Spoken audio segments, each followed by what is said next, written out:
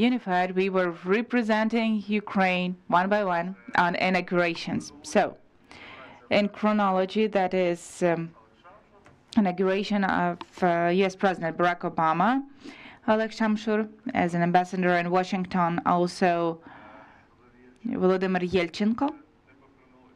Yeah, not according to the chronology. I will say that Valeriy is inauguration of the 45th president Donald Trump, and Volodymyr Yelchenko, its inauguration of Joseph Biden. We all were ambassadors in Washington. So why is that important to underline? Because in those years of professional representation, I would say it this way, there were no other options, right? So traditionally, the ambassador was representing. So you remember there were different discussions of who's gonna go to the inauguration of the U.S. president. Everything is very easy. They had a tradition that those are ambassadors. Now this tradition and this inauguration is changed a bit.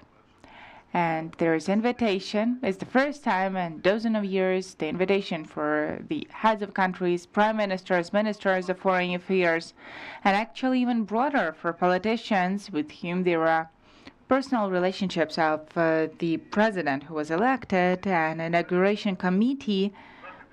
Well, to be sincere, they treated that really creatively. We can see a lot of people, those who are not even representing the authorities. Some are representing the opposition, and a huge number of business representatives. Well, you know that Donald Trump, even during his first term, he is an entrepreneur. The first entrepreneur, he became the U.S. president. So now the situation is similar if we are talking about the invitation to participation or like to participate in various events. Then the 47th president, his attitude is more to sports people than the Hollywood actors. So you will see a lot of famous people who will participate because it was already announced.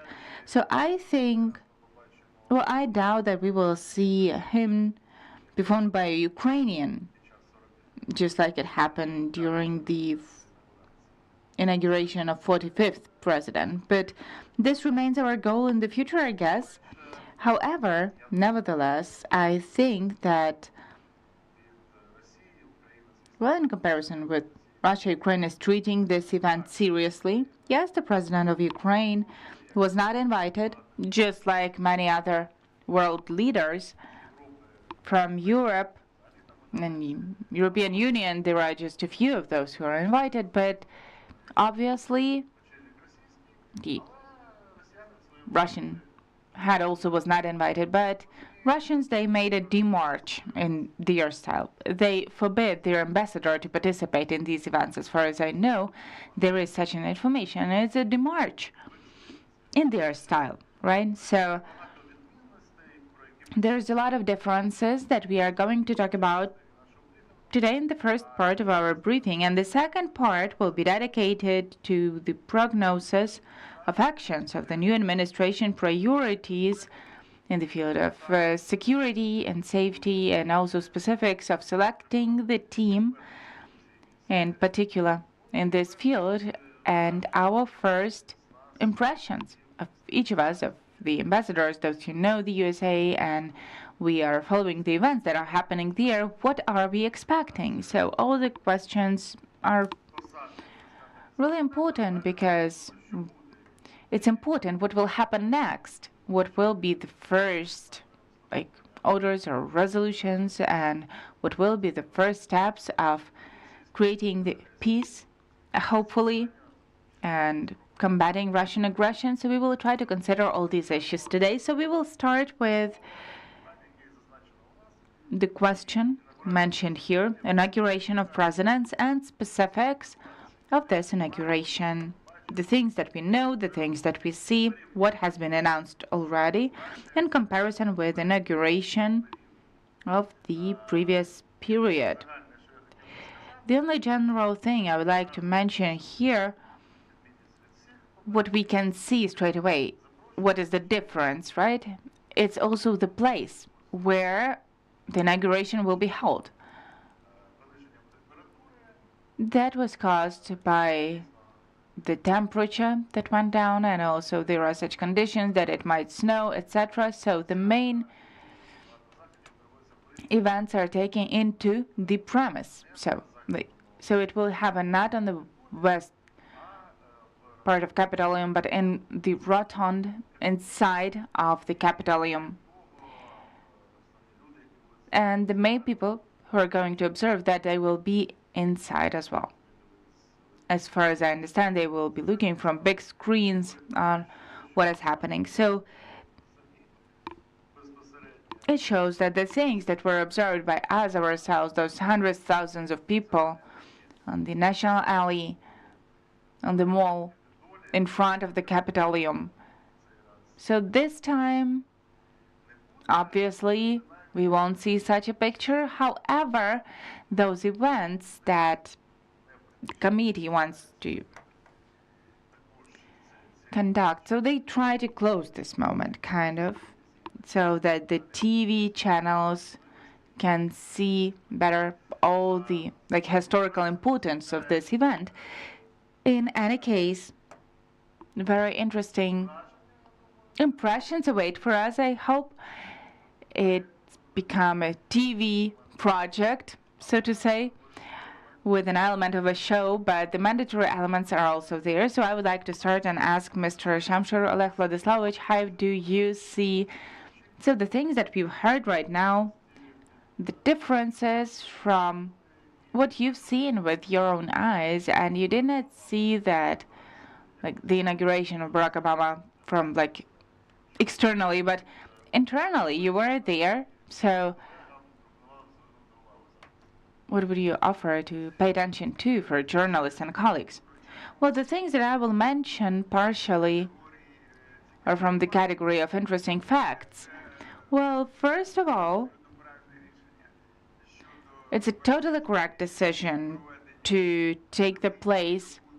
According to my calculations, it is expected that the temperature will vary from -4 to -12 or 13 degrees, according to the feeling. So I remember how at the inauguration of Barack Obama, the temperature was low. Maybe not as low, but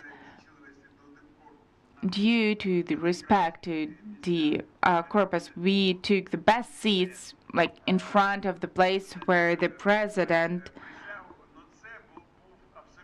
is being inaugurated. But it was a bad decision because there was a strong wind. We were even given with some blankets. I even had it for some time, just as a memory, but it was a horrible condition, to be honest. So the decision is absolutely understandable. Even though I understand that it was not an easy decision for Trump, because he pays big attention to the size of the crowd.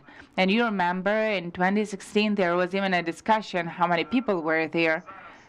So now that will happen in the rotund, and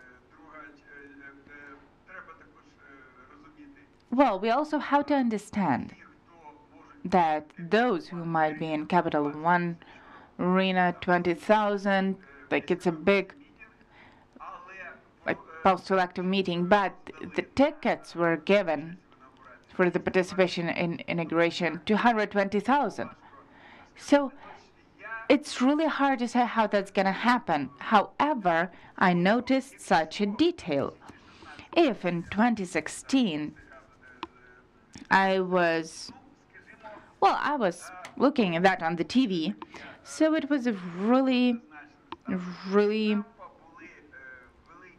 kind of different attitude to Trump, and well, it was an attempt to have not many people in there. If we look at those who are supporting him, it reminded me of the atmosphere of Rama's inauguration. Well, it seemed that now something will change and the new times for the US will come. Well, it didn't come true with Obama, but there is a big chance that it won't change greatly the internal policy, even now. That is out of the interesting facts. Second thing, as for the invitations, well, I don't remember what channels, but they ordered some researchers. It turned out that it's the first time in the history of the US. Well, people are saying that it's the first time, but there were not many cases as such when foreign guests, foreign politicians are invited to inauguration. So I guess that some of them just came, they were sitting among the invited guests, but they were not invited officially. This is the first difference. Second difference, if we look at the list, so Valeriy has mentioned who is in there, but we need to add the following thing. So my impression is that Trump has decided, well, Trump and his nearest environment, they decided to invite people who Trump would be glad to see. So to a certain extent, it's international meeting of ultra-conservative people. So, for example, France. Macron is not there. He's represented by the ambassador. However, there is Zemmour, that's, well, let us say, so the politician and, well, theoretical worker in ultra-conservative French edition. So there is his closest colleagues, the deputy of Europarliament, and I see that niece Le Pen, Marion Maréchal, was invited, but neither Le Pen nor Bardella were invited. Why? Because they, well, did not show like the excitement from Trump. So I mean that it's traditional for Le Pen to being remote from the USA and desire to preserve special status of France. Trump didn't like that, so she was not invited.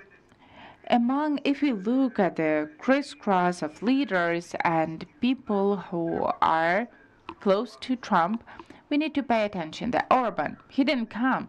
He could not do that. But I would like everyone to pay attention to Meloni.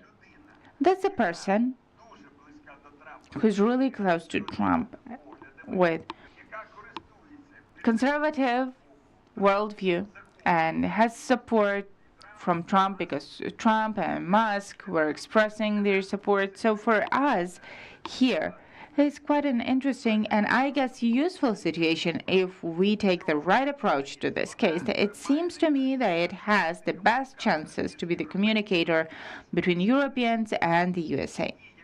And if we take into account that for ultra-conservatives, well, until this time she's taking pro-Ukrainian, absolutely pro-Ukrainian position, so it's the person via whom we can try to impact Trump.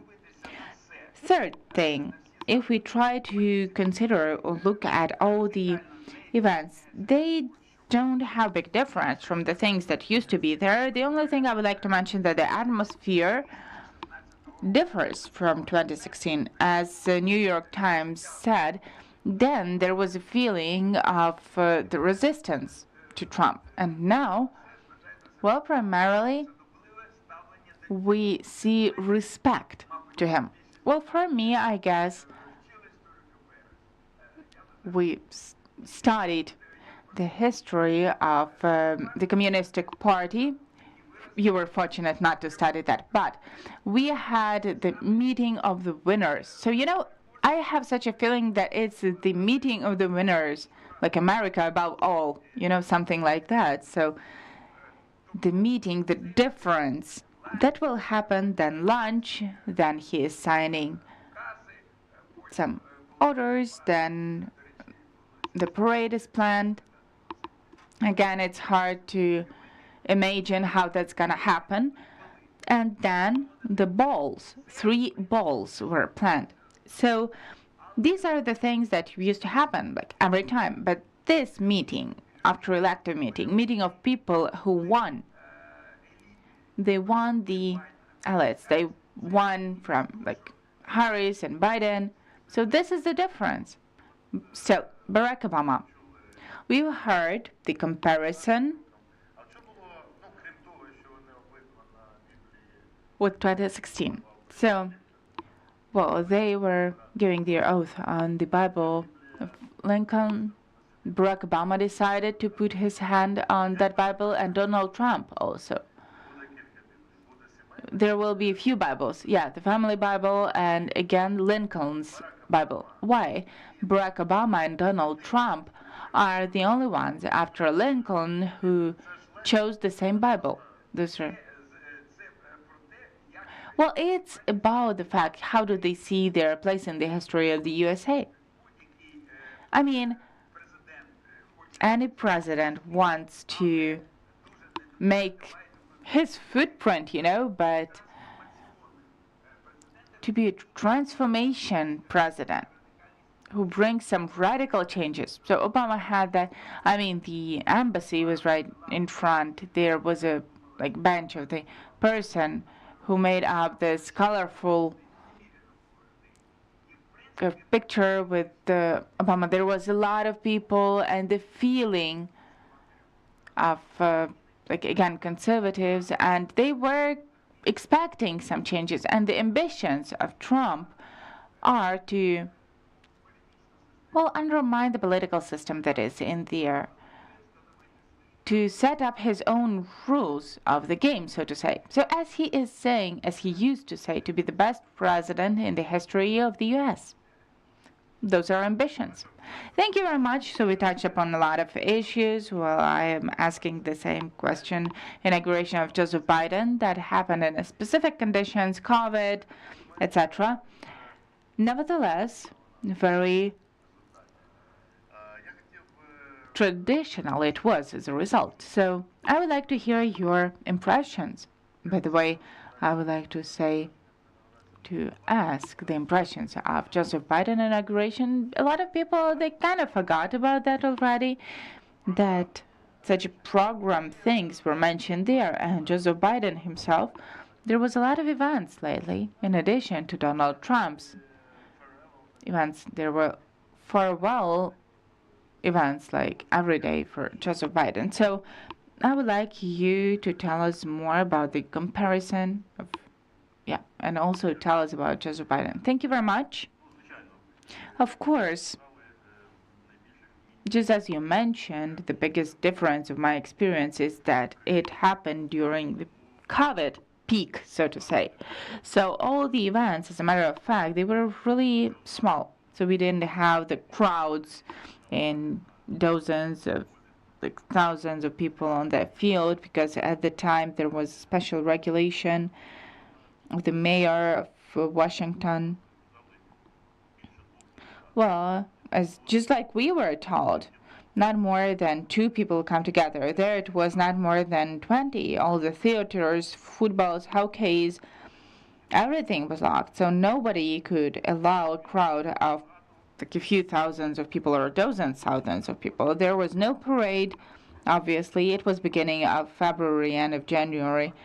Well, this is how it always happens. I think that it was a mistake of the founders of the USA to have the elections on the 2nd Tuesday of November. The inauguration used to be in March, actually, but it's half a year that the first one is gone and the second one didn't come to force, so it created some problems for the state. But it was also cold. I also had kind of some code for the alpinists, It was with heating. It was a blanket special. Well, but there were the rows for the diplomatic corpus and not less than 3 meters in between the chairs. Again, with the COVID, it was very strict. The mask And 2 days before the inauguration, all the ambassadors and wives, they went to Pentagon. Those who were there, you remember a huge parking lot, like a dozen of football fields. It was turned into a kind of camping, so to say. And each embassy had like 15 minutes. You had to go inside the tent.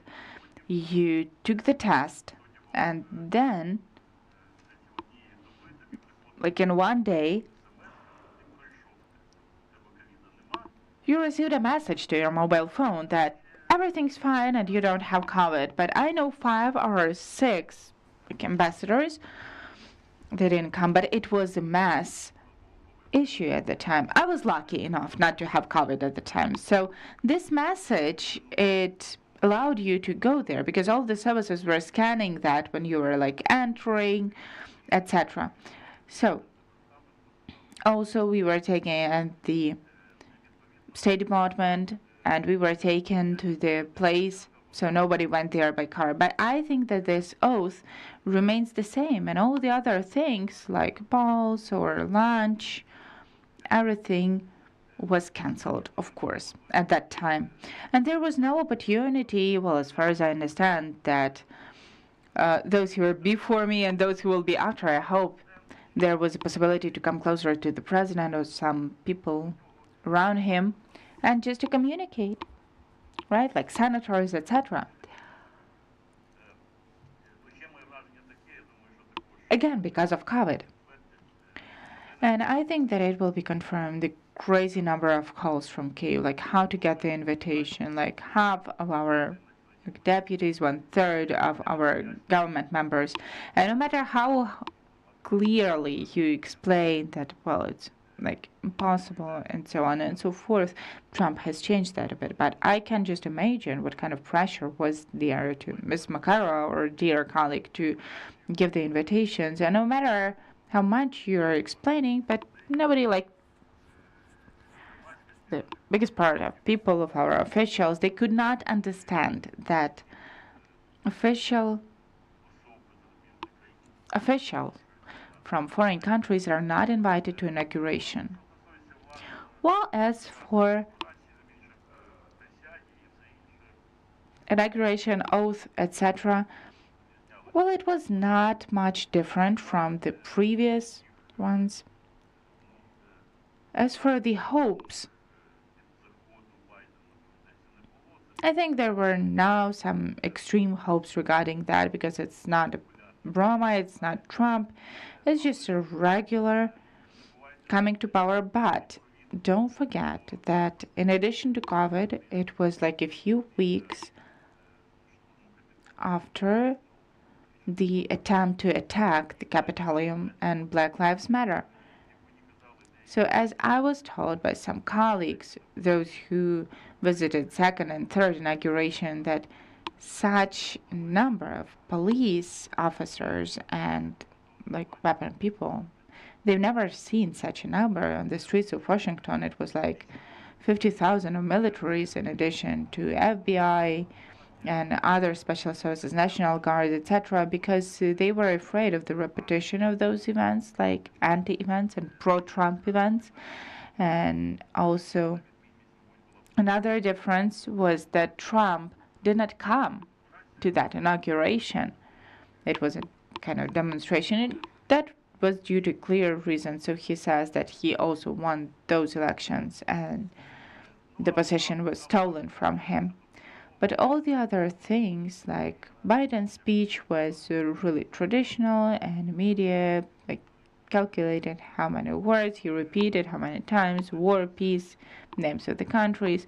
But all of that is happening like every time. And I think that the difference for us will happen because it's the first inauguration of the USA president after the beginning of the full-scale invasion in Ukraine. Therefore, well, Biden's inauguration, it was after the Crimea and Donbass. However, we did not have those things that we have as of now already. So I'm confident that Trump will not just say the word Ukraine one or more times, but he has to say something, at least in part, that will be dedicated to external policy. Because, like with Near East and China, it's one of the main problems, and nobody can deny that. And it's one of his, main pains, let us be honest. Because I guess that till today, no one can say, no one can predict what plans and what actions he will take after he comes to the White House. Thank you very much. I would like to add maybe some things that were not mentioned, because I was witnessing Donald Trump's inauguration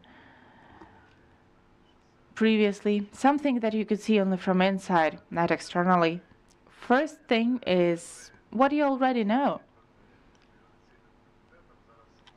The number of funds that inauguration committee collects now are significantly bigger, but back then it was a record in the whole history of the USA. So here it's possible not just to buy the blue blanket, but I think that it has changed, like Democrats and Republicans, but the set is the same blanket, But I think it was not just because of the weather, but it was the set to remember, to keep it as memory. So I think it's easy to buy that, like $60 on the website, no problem, like everything, like cups, whatever you want. So inauguration becomes also certain business, as I see it. Some contributions, some donations, they are huge. Like there's a whole line to collect money. By the way, also those who criticize Trump, it's different from that period when there were some people who criticized Trump, more than 50 congressmen and women. Now there is such a list. It's a brief list. It's quite small, and out of the known persons, I think, according to the things that were mentioned, the wife of Barack Obama wouldn't be there, and I think she is doing that consciously. And I think she will mention the reasons. As for the details of preparation, so the invitation, in my opinion,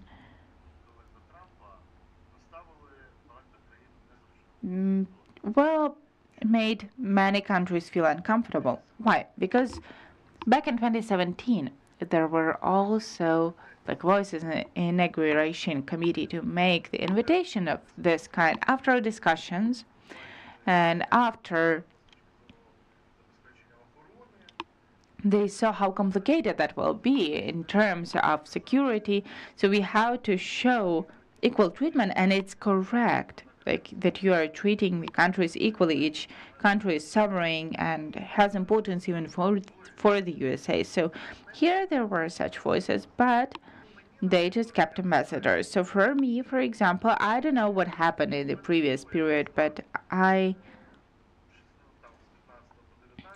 from 2015 till 2019, I had no pressure with the invitations. I had the different problem, because so many businessmen, they started buying for huge money, tickets, tables, anything, balls, that I explained to them just publicly via media,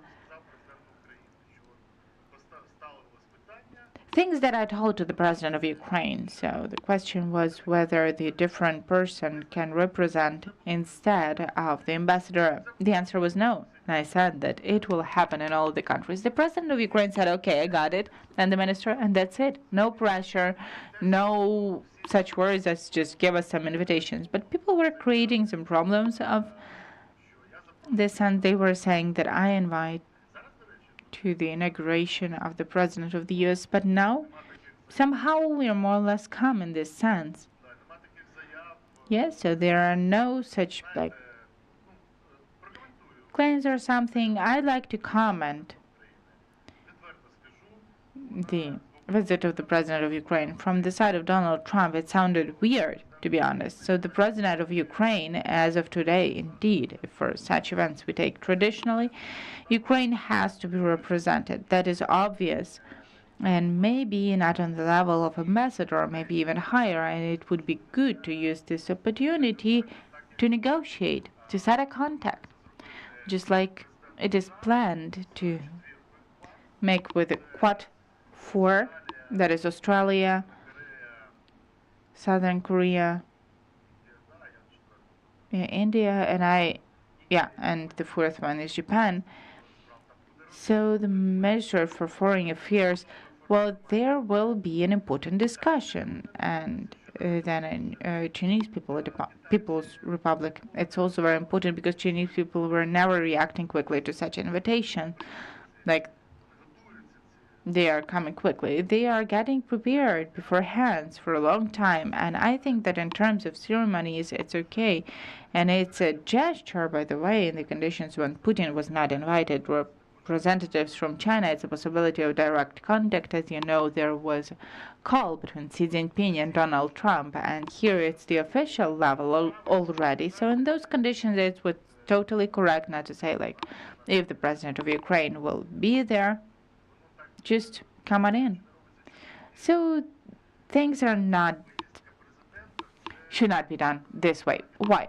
Because this is the event that should be secured, right? Those are security measures, delegations, security measures, plan the plan's landing, etc. So it's impossible to do that without the roads of like arrivals, etc., etc. So this is the wrong approach, and it is clear that nobody started making like fast steps and kind of use some untraditional ways. I think that it is totally correct. The only thing that makes me alert is this approach, because still Ukraine has to be represented. But now we can see the number of people, and what Oleg mentioned, that those people are not representing the powers or the authorities. So, well, then this is changing everything, because the comfort and that these people are close to Trump, it makes inauguration more private, of a private nature. So Donald Trump maybe is modifying the traditions this way, because it's become the event where America is using diplomatic mechanism and is showing its role in the world, and now it will be perceived differently, because people are relying more on the opinion and interests of the president himself, because it used to be a broader circle of people. We were also talking about the details, the Bible. It is expected that it's going to be the family Bible for the oath and Lincoln's Bible. I agree fully in here that it is made in order to show the historical kind of moment. I won't say it's supporting ideology of Barack Obama and even Lincoln, but from the point of view of significance, well, yeah, it is underlining this thing. At the same time, we are how to mention, we are not talking about all these historical things. Inauguration, well, the first inauguration, on the 30th of April, George Washington delivered, and then the 4th of March, and those were not father founders, but later on in the 30s, they voted for the 20th Amendment to the Constitution, and this amendment, well, it clarifies the time while the Congress and the President are executing their powers. So it was in between 76, 78. So these were the numbers. If this is not the day off, then it is like 20th of January. But there were some presidents who were not inaugurated at all, like Andrew Jackson, for example, after the death of Lincoln. So he just finished the term and that's it. He didn't have an inauguration. And what is also important that it is not the interim inauguration, not in between the two terms. I mean, so it's like with a break, and it's the second case in the history of the USA when the president is coming after the pause, after the break, again to be a president, to president's position. This is a very important thing, and I think that in this or other way the committee will also do it historically. We will see how they will succeed because, well, the biggest impression is made by the number of people, and if I remember correctly, CNN was recording a photo, making a photo of all the people. Everybody could find themselves on the inauguration of the US president. So there was such an interesting project. I think Joseph Biden was not there, but he was at Donald Trump's. So the weather was also bad. So blankets, without blankets, you had to. There was rain also. But at the same time, with all of that, I think that this wish to show the as big number of people as possible, well, it kind of helped to change something. And not just the cold, but we know that the cold in Washington is catastrophic because even like the education stops, work stops, and the day off, right? It's the day of Martin Luther King. So it's also the day off. So in this sense, there's a lot of differences. And I would like to mention the things that the photographers will see and those who will be filming that. So some states will have the flags on the top and some will have them lower. So it's because 30 days of the death of Jimmy Carter, but Donald Trump insisted that on inauguration measures that won't be used. So the Republicans of few states agreed with that. So the picture will be of not fully like United Nations. Maybe they will somehow cope with that. A few words about these events around inauguration. You know, the official part, we were talking about that, and the oath, according to the Constitution, and it doesn't say that it's mandatory in Constitution, but all the other things are tradition. It is formed and clearly written. So one of the elements, it's after in the Capitolium, there it will be signed in the president's room in Capitolium. It's a certain symbol. Donald Trump is using the president's room of the Capitolium. The first one, as it was mentioned, the first one back then, the first order that was signed, it was the order that allowed to take to the position of the Minister of Defense the person who's graduated, who kind of retired from the service in American Army or fleet not earlier than 7 years. Donald Trump, as a gesture, you know, for all the militaries, he canceled that. Now they are saying the following, that most probably he will make the order for those who are still in jail after the events when he was deprived of his right, as he is saying. So he will just make an oblivion for them. So next in the Oval Room office, second part, which becomes traditional, is signing many documents regarding migration issues, regarding, because it's a big migration set, yeah? A lot of decrees, up to 50 decrees he's gonna sign. Even 200 is. here it is told. But even signing will take a lot of time. But there's a wish to make everything with a demonstration, So maybe now in this we will see Donald Trump. I think that some decrees will surprise us, really. I mean, in their meaning. And I can say that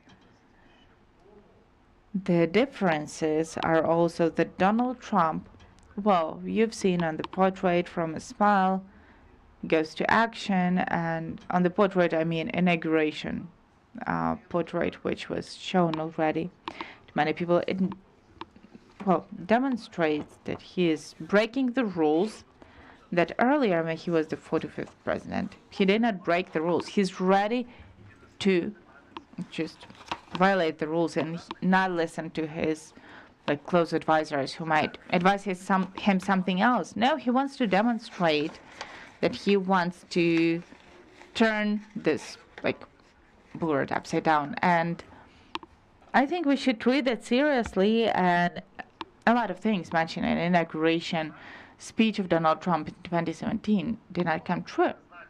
It doesn't mean that the other presidents had the same, because many things did not come true, but he was saying really certain things.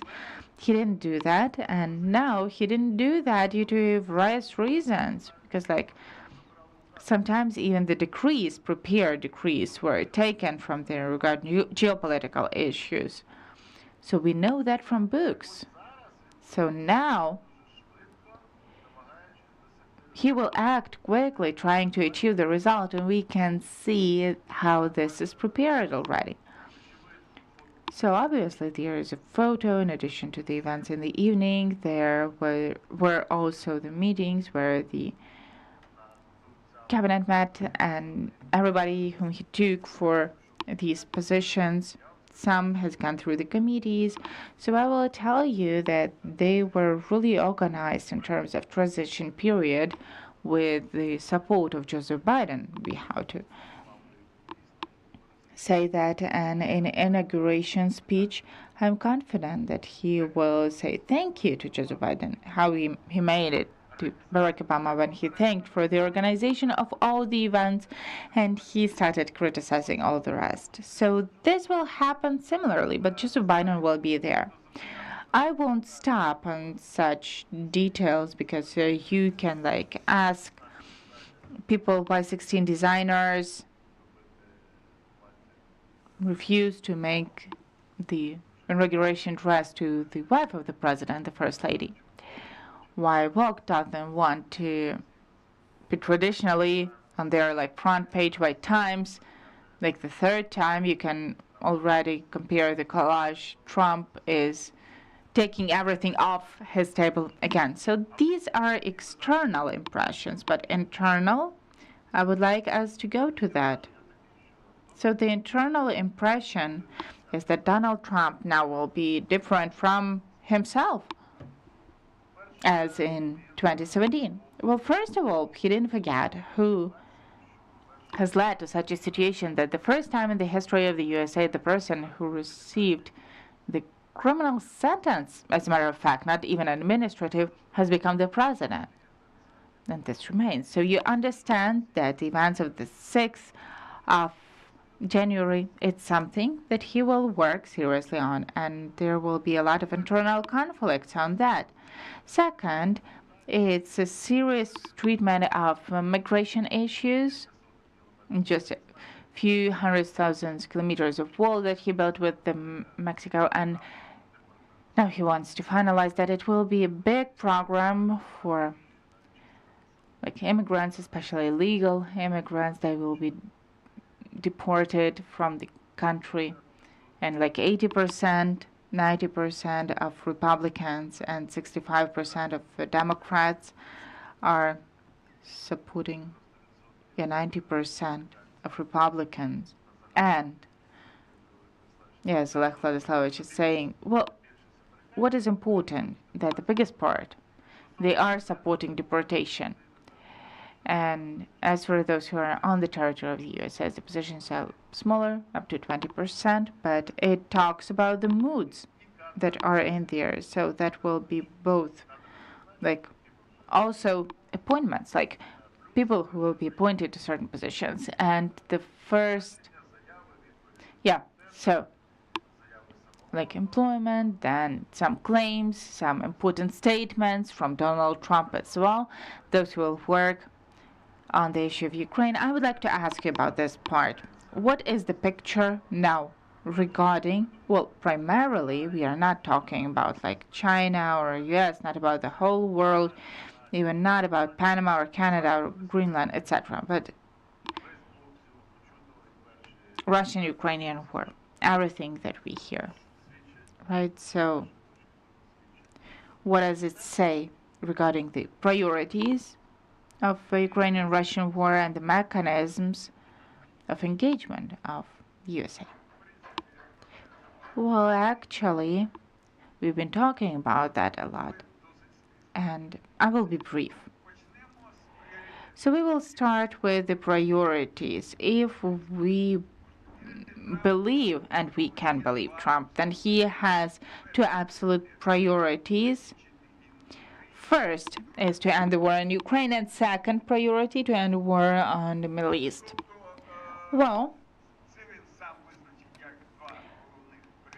he mentioned that as two main priorities, and it's important to understand why does he need that. He needs to stop these two wars, to just have his hands free in order to solve the internal political issues. Valeriy has mentioned about that already, Valeriy Alexeyevich. And, well, primarily we are talking about the economy and regulation of migration. So the things that he promised to his group of fans, so to say, and also energy issues and many others, and deregulation. So he has to have his hands free to solve those issues and to focus on the main thing, the issue of competing with China. Third moment that has to be taken into account is that we need to understand, in order to assess the position of Trump regarding Ukraine, we need to understand that this is a person for whom, on the first place, are his own political interests. Trump, Republican Party, USA, second, third issues, but the first is always political interest of Trump's. In addition to that, we have to get used to work with Trump as is. Take into account that this is a person with a super ego. He's an alpha, and this is a person who is making decisions under emotions very often, and very often he is not just not listening to his advisors, but he is acting just opposite to advice of his advisors, according to his intuition, and it's a very significant element. The next moment is that people are used to paying big attention to the things that Kellogg said or Hack said or someone else. That's very important indeed. But we have to understand that the whole system of Trump, it is based on the fact that there is one boss. All the others are his implementators, like implementers of his ideas. If during the first presidency there were Kelly, Medis, and others, and as it was mentioned, they were taking the decrees, or they insisted on the sanctions to be imposed on Russia, or javelins, such people, well, there won't be such people. Even such people as Rubio, they do understand that if they will take the position which is different from Trump's position, well, I'm sorry, but they will just leave his office as soon as possible. And that might happen in half a year. So when we analyze Trump's policy regarding Ukraine, we need to understand that it's a politics of Trump. I mean that the policy hopefully founded on some strategic things that are useful for us, and also the policy founded on his emotions and his understanding. Now, as for the policies for Ukraine, I have mentioned that the main goal is to have free hands. So when he's gonna talk, when he's talking about Ukraine, so this is the basis. According to the questionnaires, many people they think that Trump will come and he will just end this war. He will solve everything. Yeah, maybe he will.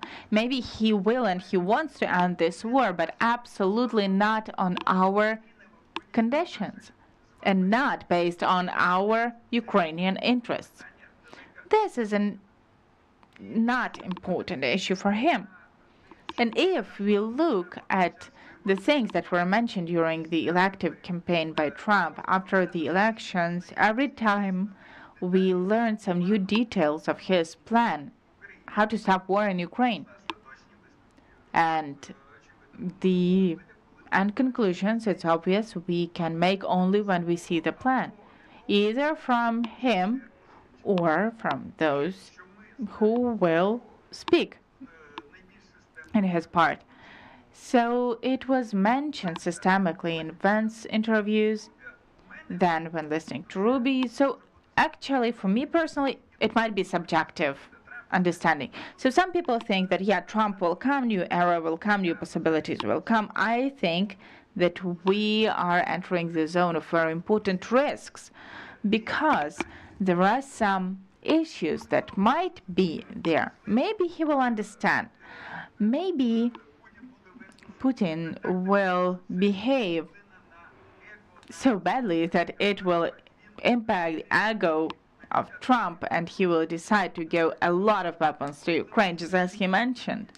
Maybe he will finally realize that fighting against Russia and against China, against all the aggressors, but all of those are opportunities. From the other side, what do we know now about the Trump's plans regarding Ukraine? So we know a few things. Now it's not even discussed. So Ukraine has to, should Ukraine, well, step away from some things or not? No.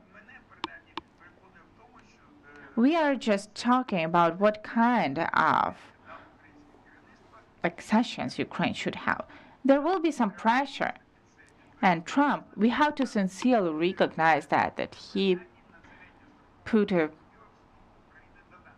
dot on Ukraine joining the NATO. He said clearly Ukraine won't be in NATO. He doesn't see that this way.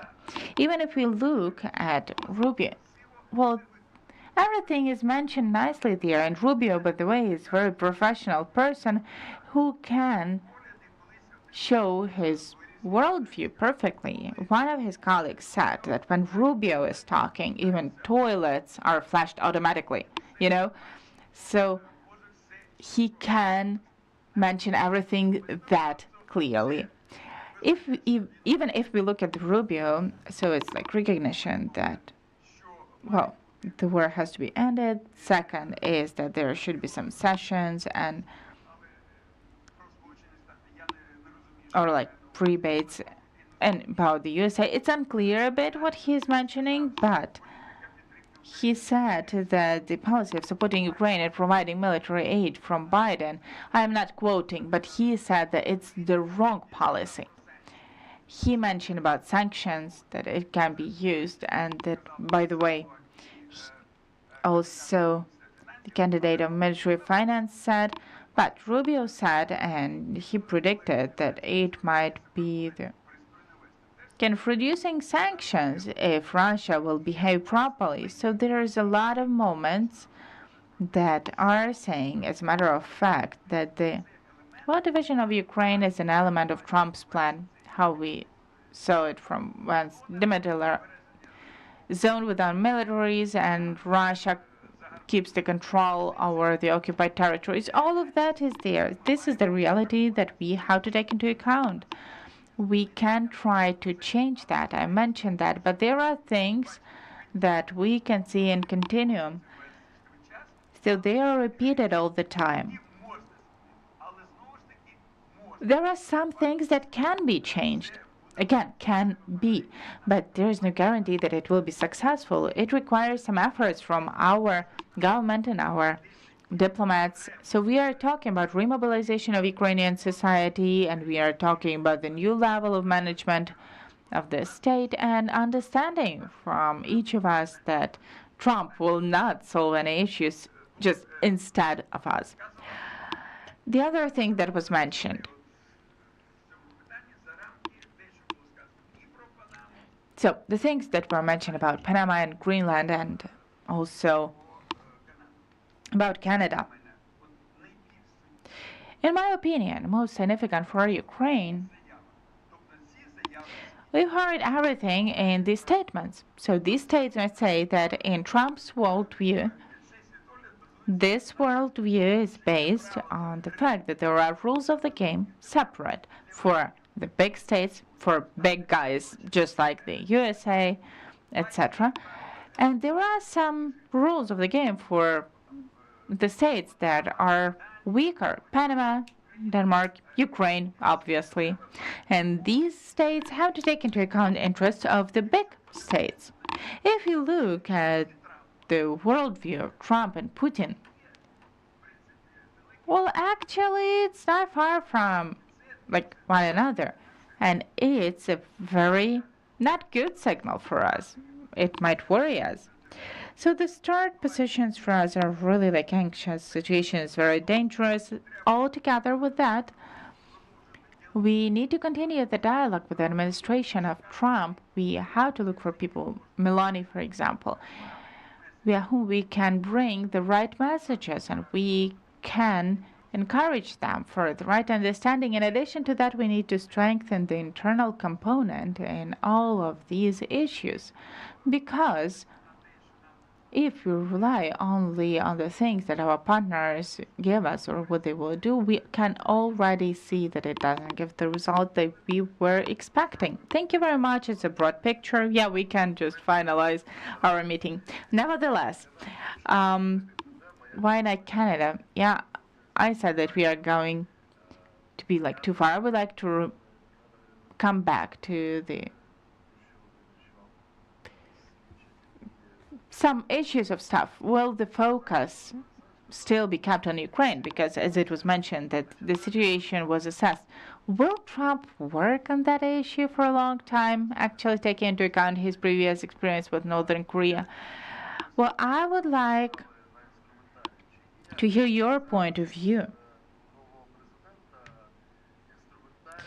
So does the new president have some tools to cause pressure on Russia? So, for example, the first stage will pass by, and then land lease, right? What do we do with that? Can we somehow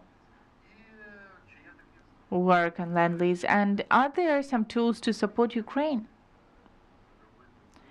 I mean, can he perform the plan, as he says? Well, first of all, in general, I agree with the narrative that we've heard from Oleg Vladislavovich, but just like always, he put everything onto the shelves, But I have a bit more optimistic mood, I would say. Why? Because I have a small but personal experience of communicating with Trump, and let us say so, even now I can't tell. This experience is more, regarding Ukraine, it is more with the sign minus than the sign plus. The details, I will say in 10 years or after, how and when the authorities in Ukraine will change the next time. It's not about the book where he mentioned you.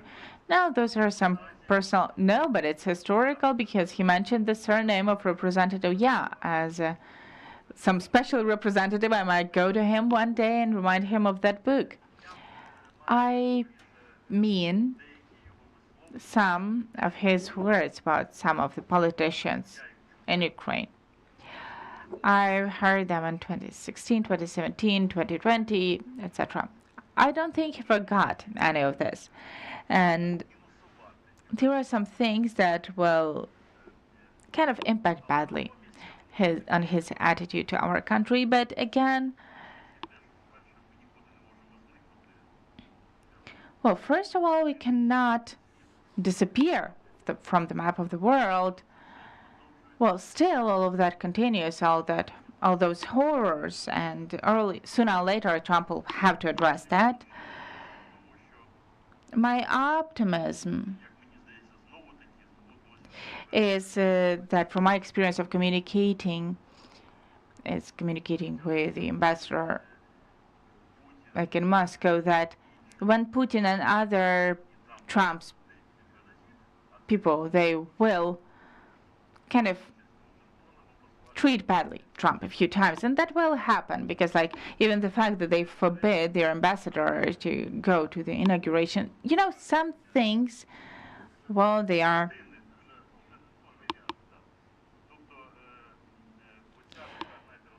So I mean that this kind of anger and cynism, well, it is there. So sometimes they should just stop mentioning some things or just keep silent, but they are not doing that. So I think that Trump, he might just give all the weapons to Ukraine, all the possible weapons. I mean, so answering your question, well, does he have money for that and all the rest? It's the issue of land lease. I still don't understand why this land lease was taken in there. So there's a lot of versions.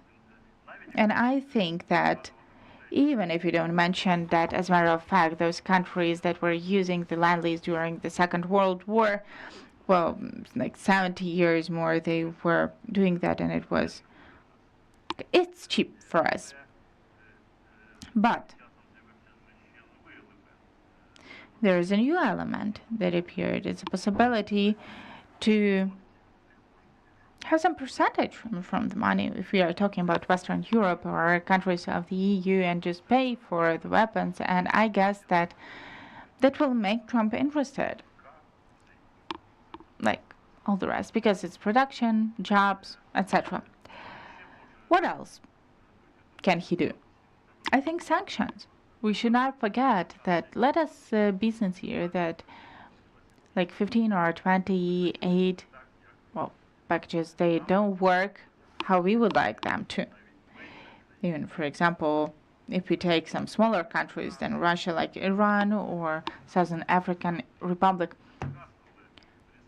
show that you can live more or less okay even under stronger sanctions that are imposed now on Russia. Well, I hope that Biden's decrees about the Shadow Fleet, etc., will not be cancelled because it will be too much. What else can be done? Well, he mentioned that, and it is written about a lot, like prices of oil. He can impact those.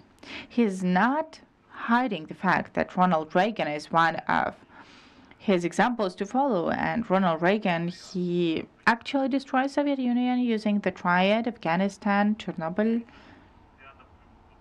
triad plus. I mean, the Soviet Union could not keep up with the USA in terms of weaponing, and again, he impacted prices and oil. So nevertheless, he has some such leverages, and then Russia will run out of money. But it doesn't mean that the war will end in 1 month, because all of that is of remote action, a year, 2, 3, 4, 5, or even more, till all of that comes into force. As for the staff issues, I think that we should see Trump that has 4 years experience before. We remember how he was treating the government, right? Sometimes people were working there for a few weeks and then they were dismissed, and some even went to the jail for some things that were made before inauguration. I mean, illegal things. But this experience did not disappear, I guess. I think that he will listen thoroughly to his relatives, his internal circle, so to say. He's got a lot of them, and no matter how weird it sounds, but we hear nothing about Ivanka Trump, Bushner. Is he going to just give them some? They were just consciously stepped aside. Yes, they did, but there are sons also, and some are very active in social networks, and some of them are not really good for us. However, I think that this experience will be used by him, and he will appoint people. I agree with Oleg. There's no chance for people who can tell him no. But among those who are gonna say yes all the time, there are people who will say yes, but. So still, on a certain stage, he has to listen to that. So I would like to mention one more time, I have a bit more optimism, but I agree that it's not an easy situation, and we have to prepare ourselves to the worst thing. Well, not to have it even worse further on. Yeah, and I guess the main thing, yeah, I'm confident that this will be mentioned further on, no matter what we think of the US president, but there's a system, yeah, exit balances, and there's US Congress, which can forbid the president to do many things, even if the president really wants that badly. So I think he understands that perfectly, and he will not overact, so to say, because he has the prevailing number of voices, and that doesn't allow him to confirm everything automatically, because somewhere he needs 2/3 of voices, etc. So there are some things here, the founders, they did not make a mistake.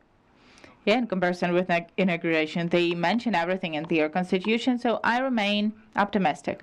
However, we need to do everything carefully, because I agree that a lot of things depend after inauguration, depend on how our deputies will work with their colleagues in Congress in Washington and the members of the government and in the USA also. So we need just to go there, we need to knock on their doors, so to say, and in order for Ukraine not to disappear from American radar and Trump personally.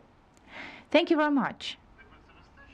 Well, it's not a pessimistic, but it's a thought with risks, right? From Mr. Oleg, the other opinion was more optimistic. I should speak realistically, I should be realistic.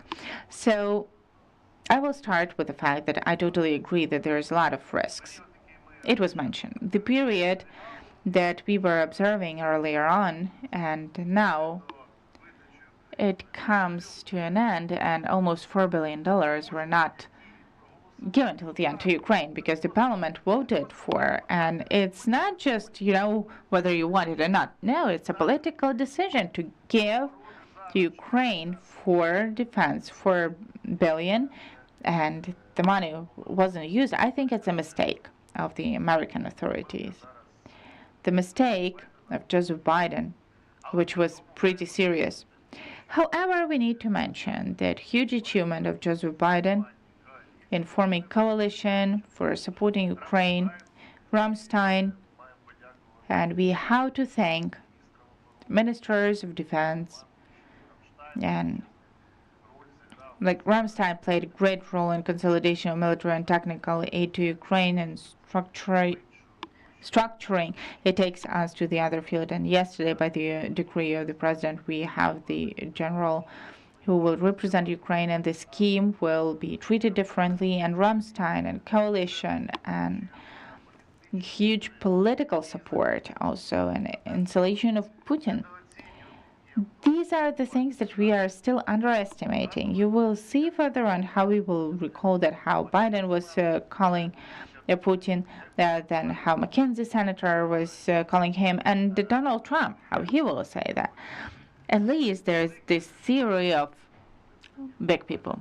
He sees on like one side big countries, big leaders, but the fact that he's calling him like I know him and we have a good relationship, and Volodymyr, this already says that it's gonna be the other approach. But this approach didn't give him a lot. In 2018, he went to Helsinki and he lost totally. Everybody mentioned him. It was horrible for the image of Donald Trump to look like that one more time on the background of Putin. I think he wouldn't like to have that. So he will not get into this trap one more time. So all these like optimistic moods from the Russian side that Donald Trump came, and it means that he's gonna act not like Joseph Biden. He won't support Ukraine. Patrushev mentioned that Ukraine will go to pieces today and Trump will not support. Nope, that won't happen. What Patrushev mentioned, it's psychological formatting, just like all the partners, nothing even near that. Trump won't have such an approach, and I will speak of my experience. You know, I think I had totally positive experience of work with Donald Trump. Of course, within the delegation and like communication without delegation, I had the possibility to communicate with him both when he was a president and even before. So I would like to say that let us not forget. I will say it this way. Well, whether he wanted or not, but the embargo, well, like embargo of the lethal weapons was by Trump. He made that, of course, like with Ukraine. So, second thing, what about the declaration Pompeo, but I call it American declaration on the Crimea, that Americans will never recognize that Crimea went to Russia, was joined Russia, and that was made by Trump after Helsinki. So that might be different. Like there are these fluctuations, you see, and I'm sorry for those people who could have come to his team and they know Ukrainian dossier. They did not come to be in his team, but Turner, for example, is substituted, and in a bit weird way, when the elected president is calling and he says to speaker, just substitute that person. So it's a style more similar to, the other, more authoritarian. However, well, that will pass, and I have absolutely positive impressions of working with Donald Trump. I will repeat that one more time, even in spite of the huge work that had been done, because if Joseph Biden and his team, they were making a line which was different from our strategy, and it led to exhaustion of not just Russia but also Ukraine, really. I mean, like human exhaustion, resource exhaustion. So now we have 50-50. Either it will become even worse or it will become better. That's how it is. And it depends on us, actually, no matter how weird that sounds. Now I see the biggest risk in the other thing, that Donald Trump will lose his personal interest to this issue. As of now, he cannot do that because he's been using that in his during the elections, right? So he said, I will stop this war. It was one of the elements of his campaign, election campaign. And it happens rarely, right, in the USA, that European issues become part of the electoral campaign. Middle East, Israel, some current issues, but now it happened so, and it was mentioned correctly that after the inauguration, after the full-scale invasion, well, at least for the nearest months, it doesn't give him the opportunity to leave the issue aside. But there's another thing that I will formulate differently, because Donald Trump and Americans who are coming to administration, they would like to achieve ceasefire, right? But for Ukraine, this ceasing fire, it gives nothing. Vice versa, it creates a lot of new risks. And everybody says ceasefire, right? So that is a very dangerous narrative. And now it's being repeated, and actually we don't react the way we used to. So I mean that if we will come to that, just seize the fire on the front line with the buffer zone, the main positions to stop, right, the buffer zone, by the way, Ukrainians have to make some steps back. And the third thing, like no guarantees are mentioned, nothing more. It's capitulation for us. But taking a bit further, about the optimism, I think there will be such an attempt. It will take 3 months, as Kellogg mentioned, General Kellogg. Then, what we'll know, Russian position, right? It is the external policy from KDB, and they forbid to participate. They forbid their diplomats, right, to participate. It's something stupid from our point of view. It gives nothing. No, for Putin and for those who are giving him that report, it's like I am the second in the world, not the first, not the second. So America and Russia, Soviet Union and America, Cold War, the rockets are flying. You know, that is psychology already. And Donald Trump, I think he has less experience like in power, just in terms of being in the position of the president of the nuclear state, but he has other good sides. So he can say 5 times how good Putin is, but then just take and do the things that Biden didn't do. Oil, yeah, to make it harsh, so that either the price is controlled or even more seriously, he can put this issue, and then Joseph Biden, with his forbidding to take in Alaska, etc., more than 600 square kilometers. Yeah, I don't know, but it's like thousands of kilometers of the space. It was forbidden to just try and to look for that. It makes it complicated, because then it is hard for Trump to cause pressure on Russia in terms of oil. So where were we winning? Were our interests were coinciding with the U.S. interests? And what we mentioned today, the interests of the USA and understanding of Donald Trump, those will be interests of Donald Trump as politician. So we have to look at the some common points in the next few months. The interest to lobby the kind of oil, oil mining, or what can be procured at the cost of European money. There are some issues about frozen assets. It's not Donald Trump who's not giving us the frozen assets. Those are Europeans who can make up their minds, because they are worried that one day there will be some courts. Well, before the Third World War, Europeans are worried. So I'm not worried that much about Donald Trump or America, but Europe. Did they wake up finally? Do they understand the USA won't give money, equipment, weapon? They will sell that, but they won't just give the money. So the newly assigned manager of the financial department of the White House, he said, we won't give that. And I know for sure, when working in the previous periods, if that person said that, it means that's it.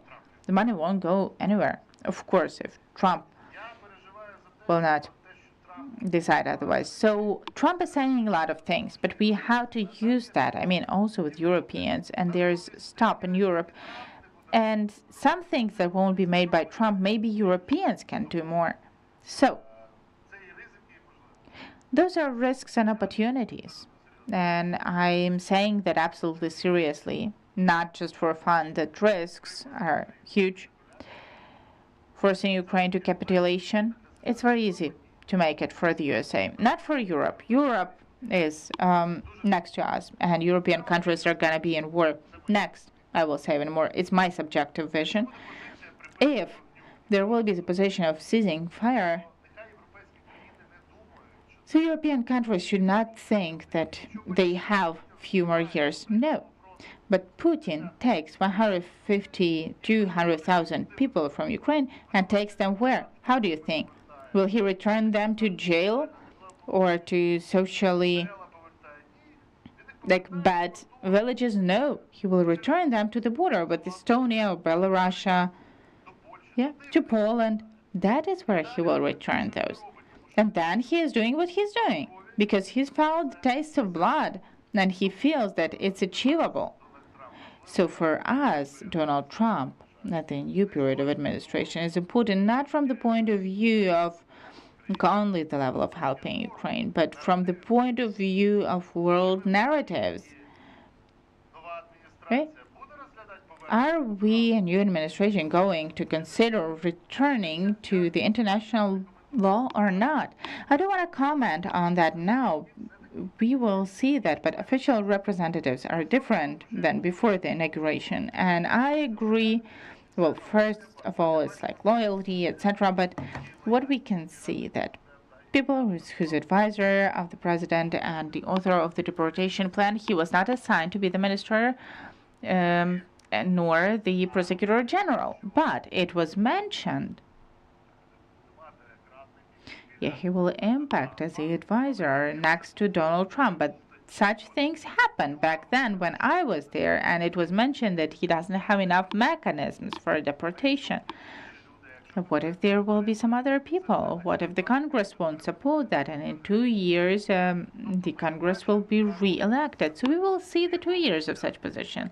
Like half a year, well, again, I will say like half a year one team and half a year there might be some serious changes. And the changes might happen both in the office and also the changes in the approaches, like Dodge Department of Government Efficiency. The fact that Donald Trump gives to Elon Musk, that room is funny. And it was already mentioned, like we won't give money as the ministry, and then the group says that Elon Musk is acting wrong, and some is saying I will find some medical personnel for Elon Musk. There won't be such a support, but in the period while Elon Musk will manage the processes of state management, he knows nothing about that. So he doesn't know anything about geopolitics or state management. He's just a beginner, right? Huge mind, but an absolute talent, non-standard person. But he doesn't know anything about the system of management. Do you know what they are doing right now? Now they are launching artificial intelligence to take the responsibilities via AI, and where it is like equity, diversity, political, these positions will be cancelled and they will minimize 1 trillion. What do the officials do? They just clear up their description of job, not to have the word political in there. So we will draw some conclusions. Yeah, I would like to mention that when we are talking, these are not conclusions. When we are talking about Trump and his system of power, we need to understand that, I will repeat myself, that it is focused on Trump, and we need to understand that actually both support of his government and his concepts and his movement, this support depends on the attitude of Americans to Trump. I understand that we need to talk about Musk, Ramaswamy, and others, but first of all, this concept is movement named after Donald Trump, This is the main thing. We need to understand. We need to be ready to work with Trump as he is. The only thing I would like to mention as a certain conclusion. Well, still, now, in my opinion, the main issue is not even the issue of negotiations, not even the issue of the plan that will Trump make. The main issue is to stop Putin. So therefore, we need to work with our partners in the USA and with our partners in Europe, because without stopping Putin, we need to be ready to the fact that any negotiations will happen under Russia's lead. So now the main issue is this for us and our partners, to stop Putin. That's it. Thank you. Thank you. It's important. And Thank you for hearing this part of an inauguration. I think that now it will be easier to compare and to watch, but indeed, inauguration is just a ceremony. The main thing for us is the politics, as it will be.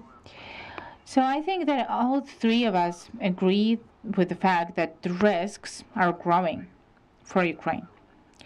We mentioned the moments, but I think it is also mentioned by others that there are also the opportunities. And even the fact that Lech Vladislavovich is saying that now it's Trump's position, but it's easier because we need just to persuade Trump and nothing else. So here are the risks that I see more his attention to that issue and access, our access, Ukrainian access, and access of our partners to his ears, to kind of directing his interest. And from my personal communication, like I know that he is trusting, well, where there are some honest agreements and they are performed. So he trusts some people not because they are loyal, but they kind of acted according to some commitments. And now I think that it is hard for Ukraine and some Europeans to set up the contact with him. Those who seem to have some impact are the personal contact. And the fact that the Prime Minister of Italy, Meloni, well, it's not accidental that she had the movie Mar-a-Lago about criminal prosecution of Trump. So she did that, and now she has the invitation. Well, it's not enough. I don't know about Donald Trump, how he will behave in geopolitics and who's going to go to Putin from his side. Because I am more optimistic about the expected meeting of Putin and Trump. I think that won't happen in the nearest weeks because very easy. Russians want America to be on the same level with them and Ukraine to just give up, to capitulate. Is that the position for a president who just came after winning the elections? Well, you should not be really bright and clever to understand that you are going to be used in this sense. So after that, the words of Donald Trump, I will end the war, these words will cost nothing because it's just capitulation of Ukraine and just giving all of that to Russia. So this won't happen. Then everything will go just like we mentioned here. It will be hard, but not that pessimistic for Ukraine. And now, indeed, well, there are some huge issues. And I'd like to remind them today. The things that we mentioned, that is, well, personal attitude of Donald Trump and his vision of the political victory. I mean, he has to show the historical things in here. So Biden did not succeed in showing something that is historically important. Like, Biden will not remain as the person who decided to support Ukraine. The war did not stop. Let us say it this way.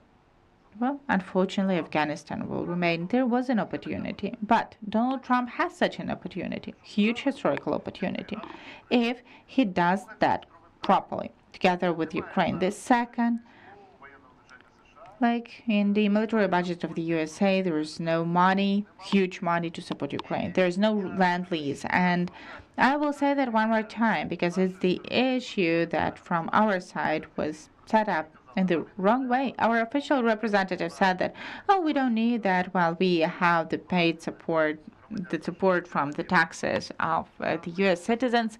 No, nothing like that. We need that. And the bilateral agreement was not signed, and there is no project of such agreement between the government of Ukraine and the U.S. And, well, in such a war, what can we give our men and our equipment? They are just burning.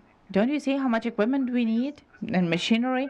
So the Lend-Lease was supported by Americans. Our president, our ambassador, Alexander Merkel, they should ask for Lend-Lease. Give the tools to Donald Trump if you haven't done that earlier. And the main thing, Yeah, what we mentioned at the very beginning today, the biggest country in the world, USA. The allies, NATO is the biggest organization. All of that is very important. But if we see the real picture, Ukraine has to look for good solutions how to survive in this situation. We could see, like with Great Britain, very briefly, it's not about inauguration, but the Great Britain made some steps, serious steps. I won't comment on the form, how the declaration was signed, but those are important things. That is the interaction in the military field, which is necessary nowadays for Ukraine, and I hope that France and Germany will also come along because now they look less leaders in comparison with Great Britain. There are some details in that as well, and Europe should wake up finally. I think that we can find money to procure weapons from Donald Trump, and he won't mind that. You're saying Donald Trump is the one, but lobby, what about his friends who we are seeing on all the events? Maybe because I was invited to the events, informal events of Donald Trump, I could see who he's communicating with. Yeah, those are not politicians. That's business. Those are very serious people who are impacting him. Really. They are impacting Donald Trump, but they are not sitting where we are looking for them. They are in San Diego on one of the weddings in not Kansas, but Arizona. Now they are, well, of course they will come to inauguration. However, Donald Trump will meet them on Friday in California, and we need to pay attention to that right now. For sure, people who can bring us to Donald Trump, no matter where they are, we need to talk to them. We need to give information via them. We have to get the direct contact. So the diplomacy should do everything so that the first meeting is of the president of Ukraine with the president of the US, not Putin. And it's like earlier when Russians had a big finance campaign and they said that the first discussion should be with Putin, but we took it from them and it was with Ukraine. So we succeeded back then and we have to succeed right now. And here, the first meeting should be with the president of Ukraine. And the meeting with Putin gives us nothing. So there are opportunities, there are risks, and, optimism, pessimism, that is perception. However, we need to create the conditions in order for our Ukrainian position to be more powerful. I think my personal vision is that what I can feel that with Donald Trump, it is easier to do. It's more realistic than with Joseph Biden. The other thing is that it is harder from the point of view of tools because everything is very dynamic and very fast, and, well, a lot of skills are needed for that. So we will hope that today's world will give more advantages to Ukraine. And of course, we would like the black swans you mentioned, that something can happen. So for these black swans to go to Kremlin and America will stay with Ukraine, I have no doubt on a certain level because those are national interests of the USA. Thank you to today's participants and also to Mr. Yelchenko and Mr. Shamshur, ambassadors extraordinary plenipotentiary. And I heard some interesting moments from inauguration. I think that will be useful for journalists, for those who are going to comment on that, to leave and have a deep understanding and analysis of the things that will happen in Washington. Thank you very much for your